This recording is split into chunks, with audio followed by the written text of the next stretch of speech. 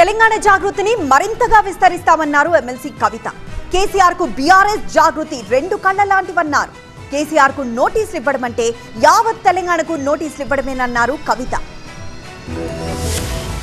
తెలంగాణ జాగృతి కొత్త కార్యాలయాన్ని ప్రారంభించిన కవిత తన రాజకీయ కార్యాచరణను ప్రకటించారు. తెలంగాణ ప్రయోజనాల కోసం 18 ఏళ్ల కిందట జాగృతిని ఏర్పాటు చేసి పోరాటాలు చేస్తున్నామన్నారు. కాళేశ్వరం ద్వారా తెలంగాణను మాగాణంగా మార్చిన కేసీఆర్ కు నోటీసులు ఇవ్వడాన్ని కవిత తప్పుపట్టారు. ఇందుకు నిరసనగా దీక్ష చేపడతామన్నారు.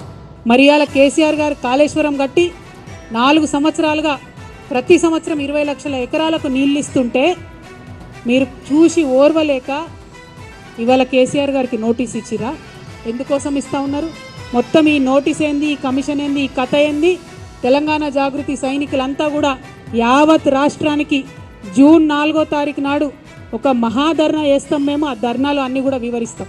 కేసీఆర్ గారి మీద ఈగ వాలితే కూడా ఊరుకోము. బనకచర్ల పేరుతో గోదావరి నీళ్లు శాశ్వతంగా తెలంగాణ కాకుండా పోయే ప్రమాదం ఉన్నా రేవంత్ మౌనంగా ఉంటున్నారని మండిపడ్డారు.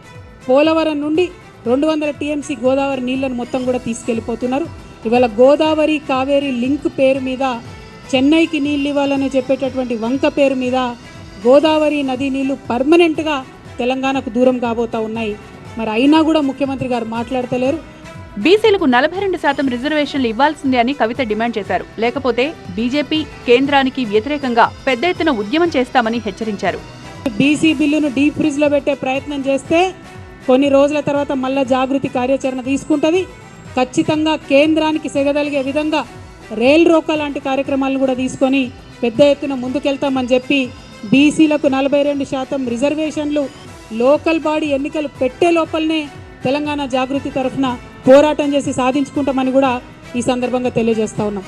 తెలంగాణ జాగృతిలోని మరిన్ని విభాగాలు ఏర్పాటు చేస్తామని ప్రకటించిన కవిత ఈ సంస్థను ఓ రాజకీయ పార్టీ స్థాయిలో తీర్చిదిద్దేలా చేస్తామని పరోక్షంగా సంకేతాలిచ్చారు.